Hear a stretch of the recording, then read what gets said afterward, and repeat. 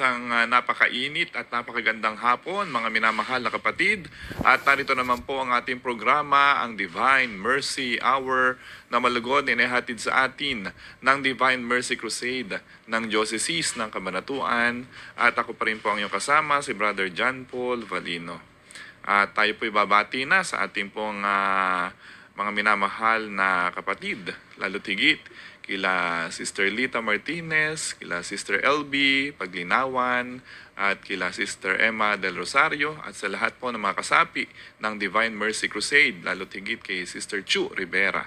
At ganoon din kay Daddy Elvin, kay Mami Ruby, kay Nanay Maria, at kay Ate Weng, at lahat po ng kamag-anak po natin ay binabati po natin. At ganoon din ang ating pong mga kasamahan, mga guro at kawani ng Nueva Ecija High School ay ating pong binabati, at lahat po ng mga lingkod simbahan sa ating pong katedral, at ganun din sa dambana ng Ina ng Laging Saklolo, at ganun din ng ating mga kaparian. Sa buong diocese ng Cabanatuan ay ating pong binabati sa hapon na ito. So ngayon nga mga minamahal na kapatid, ang tema po natin ngayon, napakaganda po ng ating ebanghelyo. Ngayon pong hapon na ito, ngayong araw na ito, 15 linggo sa karaniwang panahon, ito po ay nakatuon, nakafocus sa Good Samaritan. Napakaganda pong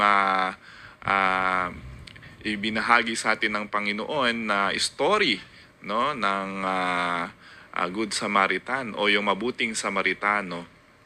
Yun po yung pagninilayan po natin mamaya, no, sa ating pong gospel, sa ating ebanghelyo ngayong hapon na ito. At ganun pa man, tayo po muna ay magpo-focus o mag-aaral tungkol po sa corporal and spiritual works of mercy. Kasi po ito po ay nakatuon at nakaayon sa tema ng ating pong ebanghelyo ngayong araw na ito, no? So, ano po ba yung pong corporal and spiritual works of mercy? Kailangan po maintindihan po natin at malaman po natin ano-ano po ba ito, yung pong mga dapat nating matutunan sa ating pong Panginoon, ang divine mercy, ano? Unang-una po, ang corporal works of mercy po ay ginagawa upang maligtas tayo, no, sa mga kapahamakan at sa kagalingan din at kapapatawad ng ating mga kaluluwa. Yun po yung pangako kung gagawin po natin ang corporal and spiritual works of mercy, no. Ito po yung mga halimbawa ng corporal and spiritual works of mercy, ano. Unang-una po, sa corporal works of mercy po muna tayo. Pagkatapos po nun ay paliliwanag naman po natin ang spiritual works of mercy. So sa corporal works of mercy, ito po ang binabanggit, no? Sabi, unang-una po dito ay feed the hungry. Pakainin ang mga nagugutom. Ito po ay ayon sa ating ebanghelyo, no? Feed the hungry. Yan, pakainin ang mga nagugutom. So yan po ay isa sa napakagandang gawain po natin bilang mga Kristiyanong Katoliko, na pakainin po yung mga nagugutom, ano. So marami kaparaanan na kung paano po natin pakakainin yung mga nagugutom, no. Kahit na wala po tayong sapat na kakayahan, wala po tayong pinansyal na kakayahan, ay makatutulong po tayo sa pagpapakain sa mga nagugutom, no? Maaring mag-organize po tayo ng mga organisasyon o mga samahan, or mag-donate sa mga may kakayahan at tumulong, no? Tayo makiisa, no? Hindi naman po kailangan tayo ang magsimula, kung hindi po pwede rin pong magtumulong lang tayo, no, sa mga charitable institutions na may feeding program, at saka nagbibigay po ng kalinga sa mga nagugutom, no, nating mga kapatid, no. Hindi lang naman po pagkain yung pong hinihingi po dito sa Feed the Hungry, kung hindi yung pagtulong po natin, pagbibigay ng talento, ng panahon, ng oras, sa pakikinig sa mga hinanaing ng ating pong mga kababayan at sa mga kapwa nating tao na gusto pong dumulog sa atin o makausap natin, makapanayam natin. So yun po ay isa sa isang halimbawa ng Feed the Hungry, no? Dahil sa kanila pong hindi lang naman mo, sabi ko nga, hindi naman pagkain lang ang pwede natin ipakain sa mga tao, dahil hindi lang po puro pagkain ito, kung hindi yung mga salita ng Diyos, gutom sila sa mga salita ng Diyos, gutom sila sa oras, gutom sila sa panahon na sila'y makausap, no? Yun po yung isa sa mga halimbawa nitong Feed the Hungry. Ikalawa, give drink to the thirsty, o painumin ang mga nauuhaw. Ayan. So kung pinakain, syempre kailangan ay painumin, no? So, give drink to the thirsty. Sabi nga po ng Panginoon, kapag daw tayo ay nagbigay ng isang basong tubig man lamang sa kanyang mga alagad, ay parang siya na ang ating pinainom o kinalinga, no? So, yun po, pwede po nating kahit na wala tayong sala tayo sa buhay, wala po tayong pera na pangbigay din katulad po ng Feed the Hungry, kung ikaw ay may isang basong tubig man lamang, ibig sabihin mapainom mo yung mga naglilingkod, mapatid uhaw mo yung mga nauuhaw, mga kapwa mo, ay malaking bagay po sa kanila yon. Pangatlo ay give alms to the poor. Ayan, magbigay daw po tayo ng kalinga, ng tulong pinansyal sa mga mahihirap. Yan. So, yan po ay napakahalaga na ginagawa po nating mga Katolikong Kristiyano, no? Ayan. Give alms to the poor. Maging charitable daw po tayo, no? Ikaapat po ay shelter the homeless. Ayan, shelter the homeless. Yun daw pong mga tao na walang matirahan, patuluyin. Oo. Kasi kung minsan nagdududa tayo doon sa mga tao, naku, baka naman ako'y pag nakawan nito, pag tinulungan ko. Di po ba? Ganun tayo kung minsan no? Tamang duda. Kaya hindi tayo tumutulong no? Kaya lang po, atas po ng Panginoon na tayo ay tumulong. Kaya nga may mga ahensya din tayo ng mga pamahalaan na tumutulong at kumakalinga sa mga taong walang matuluyan at matirhan. At kaya nga may mga pabahay din ng gobyerno. Yan, tumutugon din po sila sa Corporal Works of Mercy. Hindi po ba? May mga pabahay, libreng pabahay, sa mga walang bubong, no? Walang masisilungan na mga tao.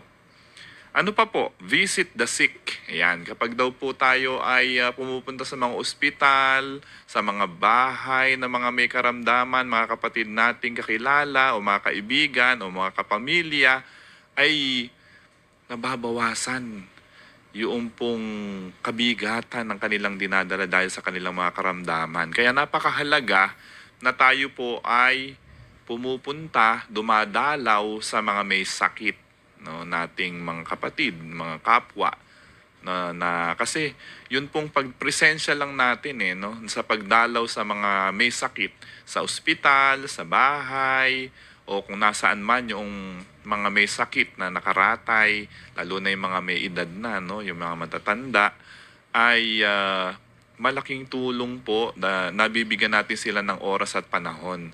Nadadamayan po natin sila sa kanilang mga hinanaing, mga karamdaman, no, na ating pong binibigay sa kanila yung ating oras, no, sa minsan po pinagpe-pray over pa po yung mga may karamdaman, lalo na kung nagdadala po tayo ng pari sa kanila para sila i-anoint, no, anointing of the sick, para mapagaling yung kanilang mga karamdaman. So napakahalaga po noon na dumadalaw po tayo sa mga may sakit nating kapwa. Yan po ay isa sa halimbawa ng Corporal Works of Mercy, no? At syempre, ayan, visit the imprisoned. Ayan, sa mga piitan, no?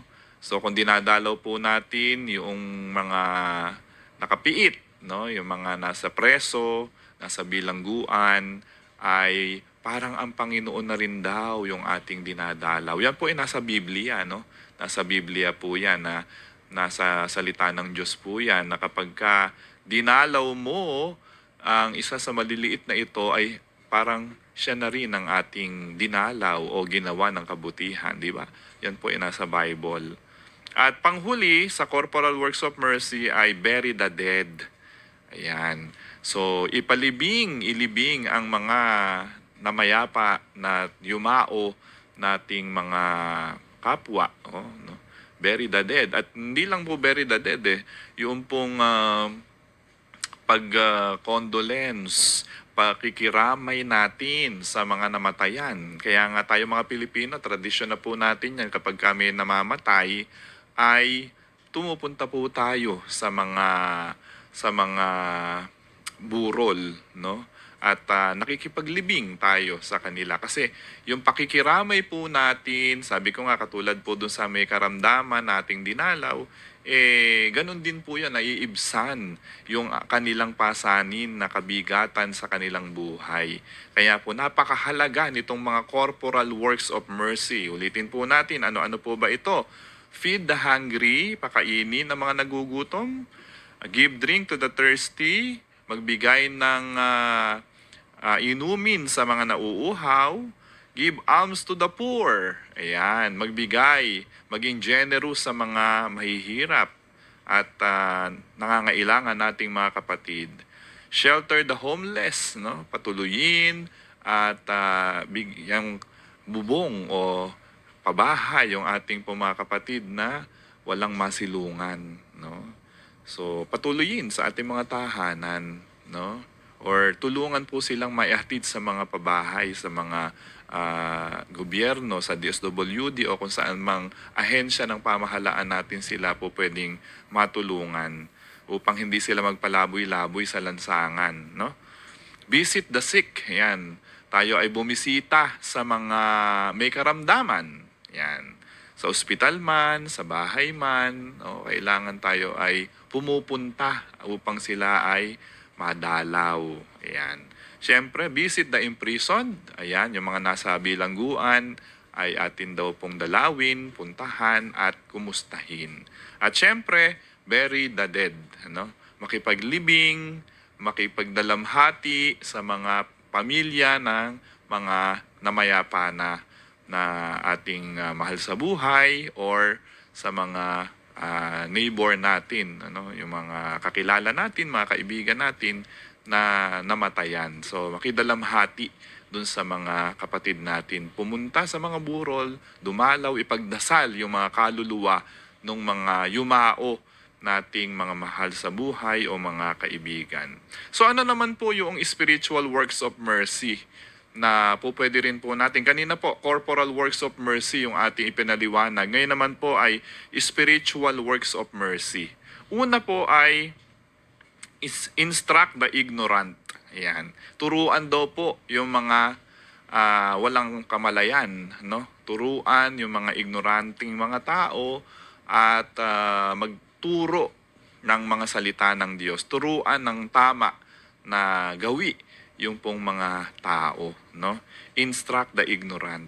Napakahalaga po nito. Bilang guro, yan po ay isang tungkulin po namin na magturo, no? Magturo lalo na sa mga bata, lalo na din sa mga kinakailangan turuan, no? At bigyan inspirasyon yung pong ating mga nangangailangang turuan, no? Lalo na yung mga walang kaalaman, no? Napakaganda ng programa po na ito. Ito'y nagagamit po natin to instruct the ignorant, no? Ibig sabihin yung pong mga kapatid natin na nakikinig, nanonood sa atin ngayon, spiritual works of mercy na rin po itong ginagawa po natin na nagbibigay po tayo ng oras, ng panahon, kahit isang oras man lamang sa isang linggo, ay nag-aaral tayong pare-parehas. Ano?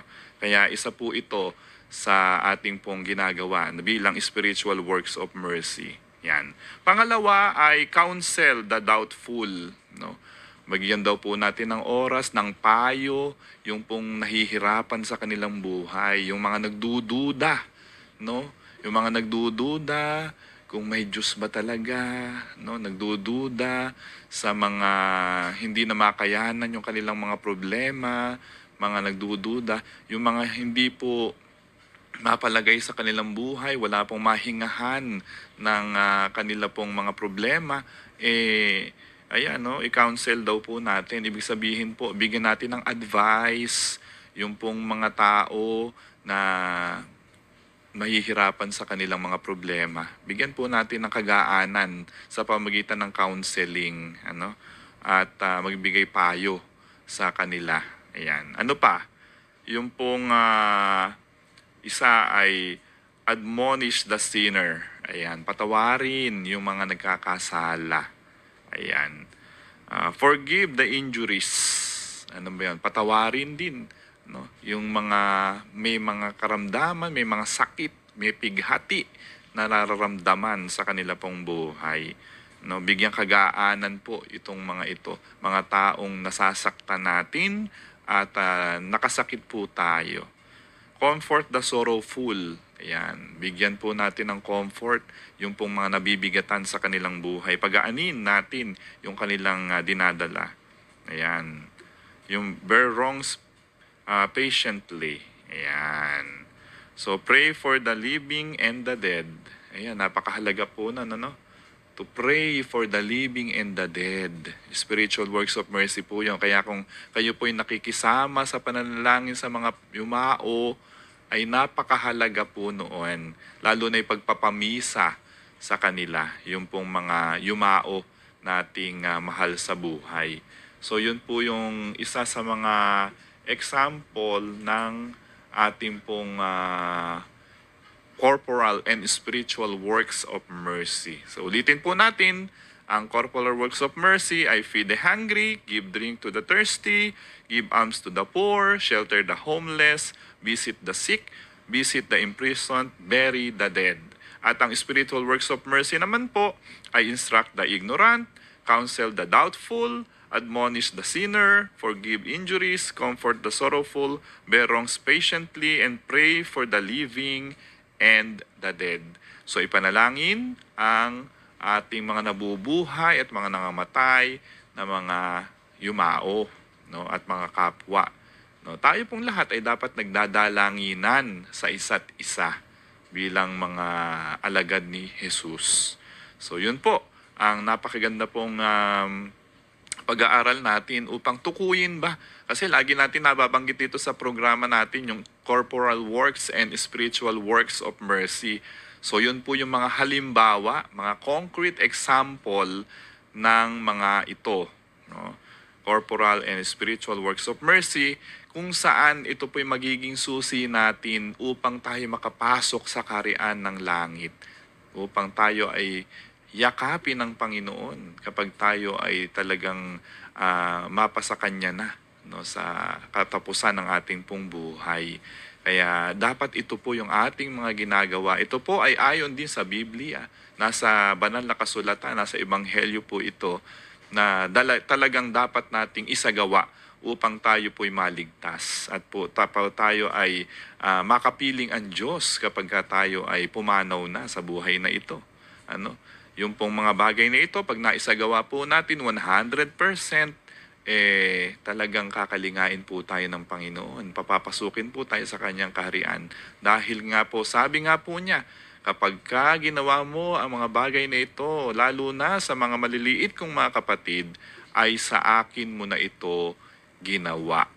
No, yan po ay nasa Ebanghelyo. No? Yung corporal works and spiritual works of mercy. Kaya napakaganda po na isagawa po natin ito. At sa ating pong pagbabalik, mga minamahal na kapatid, ay dadako na po tayo sa ating pong pagpapahayag ng mabuting balita. Makalipas lamang po ang ilang patalastas. Ito po ang DWJJ sa East 84. Tiuloy di bali. Nabitin? Adto si Ranforte. At daan iti Total Cough Relief Formula. Laban iti namaga ken awan sa nga uyek. Gatel iti karabukob panggep iti post nasal drip. Ken sakit iti kakauyek. Si Ranforte. Unilab yan. Dextromethorphan HBr plus phenylpropanolamine HCl plus paracetamol is the generic name of Tusinan Forte. If symptoms persist, consult your doctor. Good news, kabayan! The official website of Cellcore, www.cellcore.com.ph is now up. Maaari mo na itong bisitahin para sa mga online services tulad ng services requirements and additional information, latest news and advisories, power interruption updates, Cellcore live episodes, rates archives, at Cellcore account access na makapagbibigay ng karagdagang impormasyon tungkol sa inyong accounts tulad ng account balance and payment details, history of consumption, paperless billing subscription at marami pang iba. Ito ay bahagi ng aming hangarin na patuloy na makapaghatid ng makabago at magandang serbisyo para sa inyo. Kabayan, ano pang hinihintay nyo? Visit www.cellcore.com.ph now. Kastoy ti oni na timbarado nga agong. Numanayunan pa'y ti sakit ti ulo. Nagrigat niya? Isung ano barado ti agong kenada ti sakit ti ulo? Decongest with Decolgen Forte. Kapigsaan nga agas laban ti dadumang at Decolgen formulations. With maximum decongesting action versus PE-based medicines available OTC in the Philippines. Decolgen Forte. Alagang Unilab yan. Phenylpropanolamine, HCI, chlorphenamine, maleate, paracetamol is the generic name of Decolgen Forte. If symptoms persist, consult your doctor. Muli po tayo nagbabalik sa ating programa, ang Divine Mercy Hour, na malugod din nahatid sa atin ng Divine Mercy Crusade ng Diocese ng Cabanatuan. At ako pa rin po ang iyong kasama, si Brother John Paul Valino. At tayo po ay napapakinggan at napapanood dito lamang po sa DWJJ sa Cab TV every Sunday 3 to 4 p.m. Ayan. At tayo po ay nagpapasalamat sa pamunuan ng DWJJ sa Cab TV, lalo na kay Ginoong Chris Duldulao at ganoon din sa ating pong technical side kay Kuya Richie at kay Kuya Andrew na lagi po nating kasama sa ating programa. So dumako na po tayo mga minamahal na kapatid sa ating pong mabuting balita ngayong 15 linggo sa karaniwang panahon. So hayaan nyo pong pakinggan po natin ang mabuting balita at ang homilya dito tungkol sa ating pong ebanghelyo sa hapon na ito.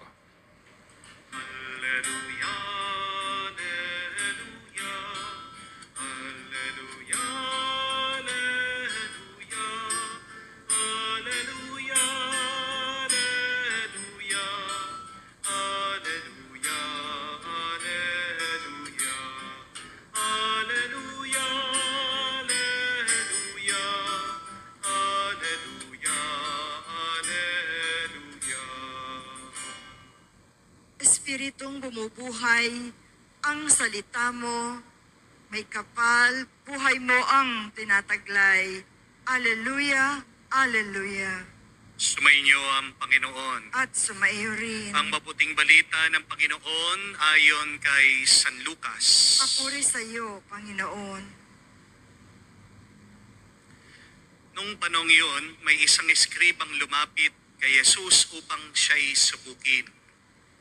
Guro, aniya, ano ang dapat kong gawin upang magkamit ng buhay na walang hanggan? Sumagot si Jesus, anong nakasulat sa kautusan? Anong nababasa mo roon? Tumugon siya, ibigin mo ang Panginoon mong Diyos ng buong puso, ng buong kaluluwa, ng buong lakas, at ng buong pag-iisip. At ibigin mo ang iyong kapwa gaya ng iyong sarili. Tama ang sagot mo, wika ni Jesus. Gawin mo yan at mabubuhay ka. Sa hangad ng eskriba na wag siyang lumabas na kahiya-hiya, tinanong niya muli si Jesus, sino naman ang aking kapwa? Sumagot si Jesus, may isang taong naglalakbay buhat sa Jerusalem patungong Jericho. Inarang siya ng mga tulisan, kinuha pati damit sa katawan, binugbog at halos patay nang iniwan. Nagkataong dumaan doon ng isang saserdote at pagkakit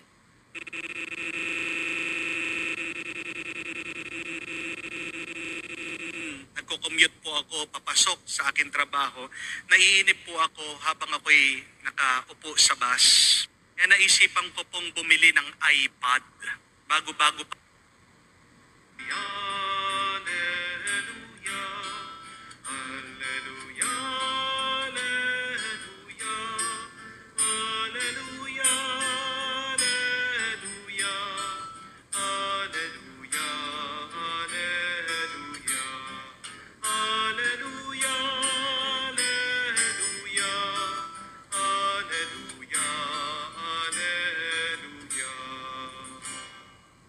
Espiritong bumubuhay, ang salita mo, may kapal, buhay mo ang tinataglay. Alleluia, Alleluia. Sumainyo ang Panginoon. At sumaiyo rin. Ang mabuting balita ng Panginoon ayon kay San Lucas. Papuri sa iyo, Panginoon. Nung panong yun, may isang eskribang lumapit kay Jesus upang siya'y subukin. Guro, aniya, ano ang dapat kong gawin upang magkamit ng buhay na walang hanggan? Sumagot si Jesus, anong nakasulat sa kautusan? Anong nababasa mo roon? Tumugon siya, ibigin mo ang Panginoon mong Diyos ng buong puso, ng buong kaluluwa, ng buong lakas, at ng buong pag-iisip. At ibigin mo ang iyong kapwa gaya ng iyong sarili. Tama ang sagot mo, wika ni Jesus. Gawin mo yan at mabubuhay ka. Sa hangad ng eskriba na wag siyang lumabas na kahiya-hiya, tinanong niya muli si Jesus, sino naman ang aking kapwa? Sumagot si Jesus, may isang taong naglalakbay buhat sa Jerusalem patungong Jericho. Inarang siya ng mga tulisan, kinuha pati damit sa katawan, binugbog at halos patay nang iniwan. Nagkataong dumaan doon ng isang saserdote at pagkakita sa taong nakaandusay, siya'y lumihis at nagpatuloy sa kaniyang lakad. Dumaan din ang isang Levita, ngunit tinignan lamang niya ito at nagpatuloy sa kanyang lakad. Ngunit may isang Samaritanong naglalakbay na naparaan doon. Nakita niya ang hinarang at siya'y nahabag. Lumapit siya, binuhusan ng langis at alak ang mga sugat nito at tinalian. Saka sinakay ang tao sa kanyang sinasakyang hayop. Dinala sa bahay panuluyan at inalagaan doon. Kinabukasan, dumukot siya ng 2 denaryo, binigay sa may-ari ng bahay panuluyan at sinabi, alagaan mo siya at kung magkano man ang kakulangan niyan, babayaran ko sa aking pagbabalik. Sino ngayon sa palagay mo ang nagpakita ng kanyang pakikipagkapwa sa taong hinarang ng mga tulisan? Tanong ni Jesus. Ang nagpakita ng habag sa kanya. Tugon ng eskriba. Sinabi sa kanya ni Jesus, umayo ka, gayon din ang gawin mo. Mga kapatid, ang mabuting balita ng ating Panginoon. Pinupuri ka namin, Panginoong Hesukristo. Magandang araw po muli sa inyong lahat Magandang araw po. and a blessed Sunday po sa inyong lahat. May nadaanan na po ba kayo isang taong nangangailangan pero dinedma mo lang at nilampasan? Kailan ka huling nagbulag-bulagan o nagbingi-bingian sa pangangailangan ng iba? Aminin niyo po, kasalanan natin lahat ito. Amen? Madalas, wala tayong pake sa hirap na pinagdadaanan ng ibang tao. Amen? Amen. Minsan, hinihingan ka ng pera ng iyong misis. Anong ginagawa mo? Parang wala kang narinig, nanonood ka pa rin ng TikTok. Inutusan ka na maglinis ng bahay ng magulang mo. Pero madalas, pinagkikibit balikat mo lang. Patuloy ka pa rin sa iyong pag-game, sa gadget. O kaya uunahin mong lakwat siya kasama ng iyong barkada. May umuutang sa'yo, kakumari mo. pero iniba mo yung usapan. Nag-text sa'yo, pero hindi mo sinasagot. Tumatawag sa'yo, hindi mo pinapansin. May nagpapalimos sa labas ng iyong kotse, pero kunwari, nagte-text ka. May nakita kang aksidente sa gitna ng daan, pero iniwasan mo lang, nilampasan mo, ano ang palusot mo? Baka modus, baka gawa-gawa lang yon, baka kung hihinto ka, hold upin ka. Di po ba? Madalas ganyan ang ating pag-iisip. Mga kapatid, kapag hindi mo pinapansin ang pangangailangan ng iba, nagkakasala ka.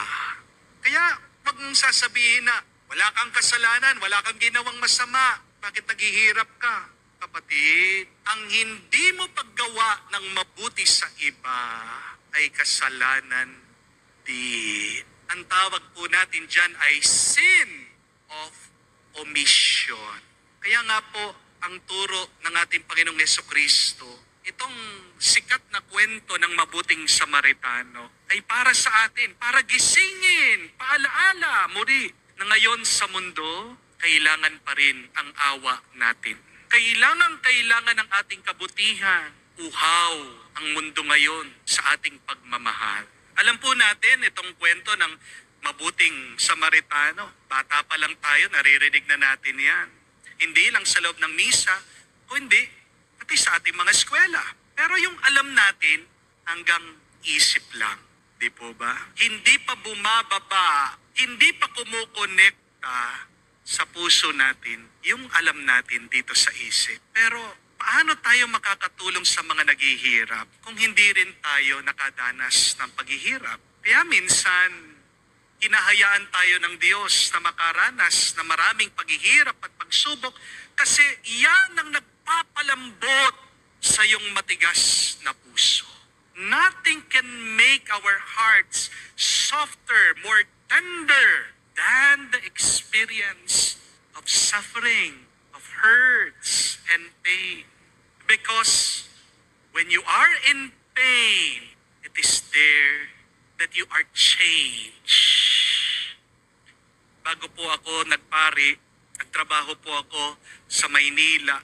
Dahil noon, nagko-commute po ako papasok sa aking trabaho, naiinip po ako habang ako'y nakaupo sa bus. Kaya naisipan ko pong bumili ng iPad. Bago-bago pa lang po noon yung mga produkto ng Apple, iPad. Lalagay mo yung mga music habang nakikinig. Wala pa po mga cellphone noon na pwedeng lagyan ng music. Yan po yung pinakauso noon. Napakamahal po ng iPad. Inutang ko lang po, binabayaran ko po buwan-buwan. Isang araw, sumakay po ako sa bus, nagko-commute ako papunta sa aking trabaho. Habang nakikinig po ako sa aking iPad, bigla-bigla may dalawa pong lalaki, nilapitan ako. Tinayo ako. Kala ko po pulis kasi biglang pinagkakapkap po ako, buong katawan. Ano po ang natural reaction pag kinakapkap ka, itataas mo ang iyong kamay. Pagkatapos po akong pinagkakapkap, biglang tumakbo, umalis itong dalawang lalaki. Wala na po akong naririnig na tumutunog sa aking iPad. Hinold up pala ako. Ninakawan na pala ako. Kaya ako po ay biglang sumigaw. Sabi ko, hold up! Magnanakaw! Pigilan niyo sila! Hinto! Pero kahit na ano pong sabihin ko, ang mga tao ay nakatingin lang, nanonood. Tumigil po ang bus. Bumaba yung mga hold-upper. Hindi ko naman po alam kung anong naisip ko. Sinundan ko sila. Inutang ko lang po yung iPad. Gusto kong makuha. Doon po kami sa gitna ng EDSA. Imagine nyo po, inahabol ko sila. Pero bigla po ako natauhan. Bigla silang huminto at ang isa sa kanila naglabas ng kutsilyo at tinutukan ako. Sabi, ano? Anong gusto mo? Ako naman po, wala akong maisip. Kinuha kong aking mga earphones. Sabi ko, nakalimutan yung earphones, hindi gagana yan, walang earphones. Tinapong sa kanila. Hindi ko na po mahabol. Lumundag po sa mga barrier. Habang ako naman po ay nandun sa gitna, pumapara ng mga bus. Hindi ako hinihintuan. From Buendia to Ayala. Naglakad po ako, pawis na pawis, inuusukan na masasakyan ng bus. Pumapara ako, walang pumapansin sa akin. Pero alam niyo po, kung anong pinakamasakit doon sa aking karanasan, hindi man po yung nawalan ako ng mamahaling gamit Gamit lang po yun. Pwede pa akong makabili ulit.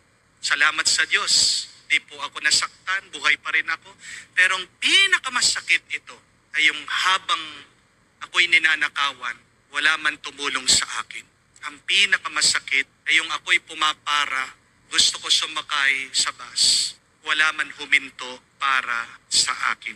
Ang pinakamasakit na karanasan ay yung nangangailangan ka ng tulong, pero deadma. Wala man pumapansin sa iyo. Wala mang huminto, wala man tumulong sa iyo.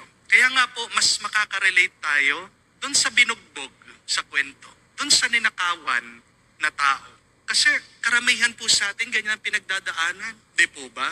Yung hirap na hirap ka na nga, bubulag-bulaga, nagbibingi-bingian. Ang iba sa iyong pangangailangan. Pero yan po ang katotohanan ng mundo Yan ang kasamaan ng buhay. Ang magnanakaw talaga doon sa kwento ay ang demonyo. I don't know if you have realized that. Kasi ang demonyo, anong trabaho niya? Ninanakaw niya yung biyaya, yung grasya, yung bendisyon na bigay ng Diyos sa atin. Sabi, yung damit, inubad. Ano ang damit natin? Yan ang ating karangalan, yan ang ating pagkatao. Binugbog daw siya. Diba? Pag nagkakasala ka, inaabuso mo ang iyong sarili. At siya po ay tinapon na malapit ang mamatay. Kapag nagkakasala ka, papunta ka talaga sa kamatayan. Pero kahit na naging biktima itong tao na makawatan ng kasamaan, ito naman ang mabuting balita. Kahit na walang ibang uminto o tumulong sa kanya, yung mga malalapit sa simbahan, sa templo, may dumaan na mabuting Samaritano. At ang mabuting Samaritano ay ang ating Panginoong Hesukristo talaga. Tignan niyo po kung anong ginawa ng mabuting Samaritano. Ito'y kilos at gawain talaga ng Diyos. Tumigil daw siya, nilapitan siya, binuhusan ng langis yung mga sugat niya, sinakay siya dun sa kanyang hayop, dun sa kanyang asno, dinala siya dun sa bahay, at binayaran pa lahat ng kanyang gastusan. Di ba ang Diyos ang nagbubuhos ng langis sa atin kapag pinili niya tayo? Di ba ang Diyos naghihilom sa ating mga sugat pag tayo'y nasasaktan? Di ba ang Diyos ang sumakay sa asno, si Jesus, nung pumasok siya sa Jerusalem para iligtas tayo sa ating mga kasalanan? At di ba ang ating Panginoong Hesukristo ang nagbayad para sa utang ng ating mga kasalanan? Kapatid, hindi naman lahat ng dadaan sa iyong buhay ay mahal ka, ay pagmamalasakitan ka. Not everybody who passes you by are for you. Don't expect everybody to love you. Kaya nga, wag mong iiyakan yung mga taong hindi tumigil para sa'yo. Don't waste your tears for people who do not love you. Amen? Na magagawa mo, hindi ka mahal. Hayaan mo sila. But this is the good news. If some people won't stop for you, God is always for you. Yang nga sabi po ni Pope Francis dati, ito ang katangian ng Diyos. Ang Diyos ay malapit sa atin, ang Diyos ay mahabagin, ang Diyos ay maamo.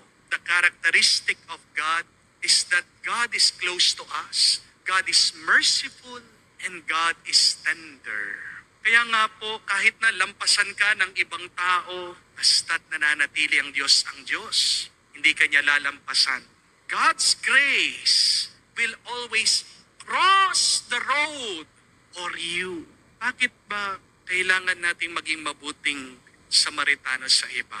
Ito ay dahil, unawain niyo po, nakakatanggap tayo palagi ng awa galing sa Diyos. You are gifted to give. You can give mercy because God has become very merciful to you. Opo, mahirap ang tumulong. Minsan madadamay ka pa sa problema ng ibang tao. Pero kung matatandaan mo lang kung gaano kahirap, kasakit ang merong problema, hindi mo na naisin ito para sa iba. Di po ba? Kung alam mo kung gaano kahirap ang may pagsubok sa buhay, magiging mas maawain ka pa sa mga taong dumadaan sa pagsubok. My dear friends, don't ignore what is in front of you because your purpose is not in your plans. Your purpose is already in front of you. Dami natin mga panaginip, ang dami natin ginagawang plano. Pero yung pinapagawa talaga ng Diyos sa iyo ay nasa harapan mo na. Amen? Nung po minsan, habang nanonood po ako sa YouTube, may dumaan po dun sa feed. Isa pong news, balita, tungkol po sa isang nanay na nagkasakit po sa kanyang baga. Dahil po sa kanyang trabaho, nai-stress siya. Siya po yung nag-smoke ng e-cigarette para po maging kalmado siya. Yun po yung kanyang libangan. Pero sira po, naging affected yung kanyang lungs. Ang malala po dito sa sitwasyon ng nanay, iwalay po siya sa kanyang asawa. At meron pa po siya mga 4 na maliliit na mga anak. Kaya nanawagan po sila sa balita, humihingi po ng tulong. Hindi ko po alam, pero ako, paniwala ko, pag may dumadaan na ganyan sa aking feed, ginagamit palagi yan ng Diyos para kausapin ako. Kaya kinuha ko po yung GCash ng nanay, nag-donate po ako. At bigla-bigla, may nag-message po sa akin. Sabi niya, salamat po, Father Joel. Ba't kakilala ako nito? Sabi ko. Tinanong ko sa kanya, ba't alam mo ako?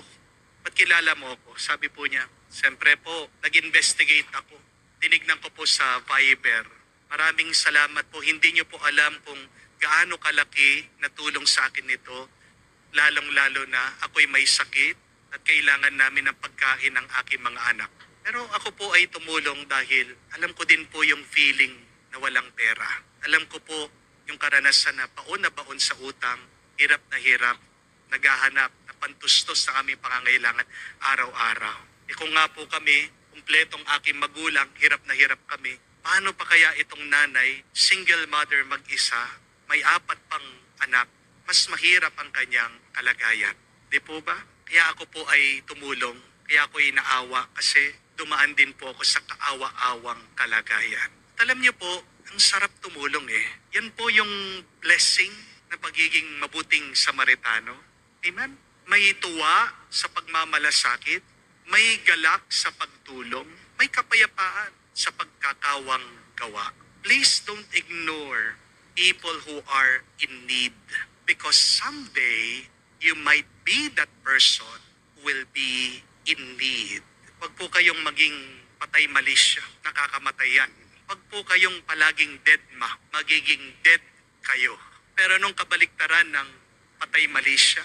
Anong kabaliktaran ng deadma? Magkaroon po kayo ng malay tao. Hindi ba? Pag meron kang malay tao, mulat ka, buhay ka. Magandang itanong po ito. Sino ba yung mga taong nasa harapan ko na hindi ko pinapansin? Sino ba yung mga dinededma ko na nangangailangan talaga ng aking tulong? Mga kapatid, kapag naging mabuti tayong Samaritano, kapag naging mukha tayo ng Diyos dito sa mundo, ang pangako ng Diyos, tayo ay makakapasok sa langit at makakamtan natin ang buhay na walang hanggan. Kaya nga po sa banalamisang ito tayo magpasalamat sa Diyos dahil siyang unang naging mabuting Samaritano sa atin. At naway kung tayo ay nakatanggap sa Kanya, hingin natin muli ang Kanyang pagpapala na maging lakas din tayo at awa sa ibang tao. Mga kapatid, ang mundo natin ay magiging mas kamuka ng langit kung dadamihan pa natin ang mga mabubuting Samaritano kamuka ni Jesus. Amen.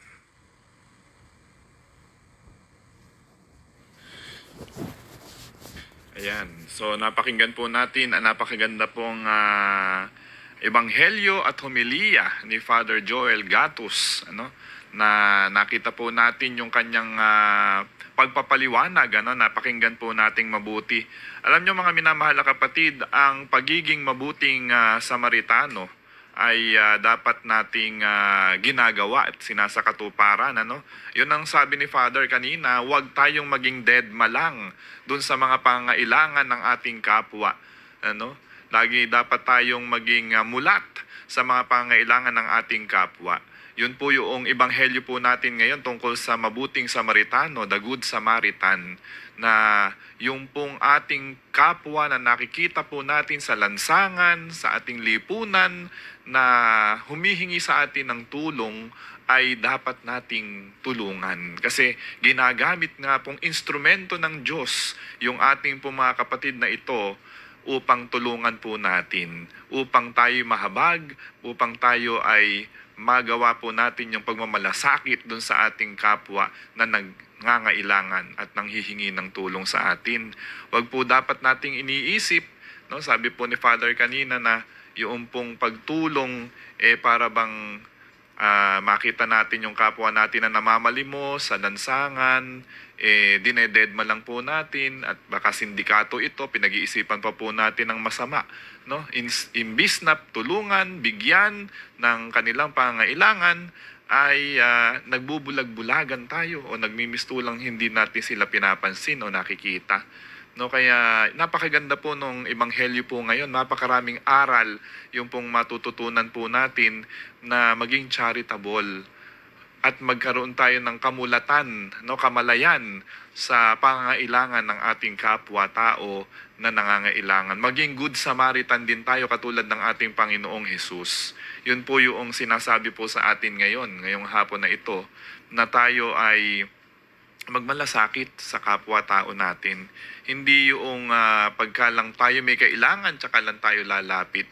Kung hindi kailangan, magbigay tayo ng tulong, magbukas tayo ng ating mga palad upang sa pagtulong sa kapwa, ganun na lamang ang kasiyahan ng Diyos. Katulad po na ipinaliwanag ko kanina na spiritual and corporal works of mercy, yun pong lahat ng iyon ay po pwede nating gawin upang makatulong sa ating mga kapwa-tao na nangangailangan ng ating pagkalinga, ng ating pagtulong.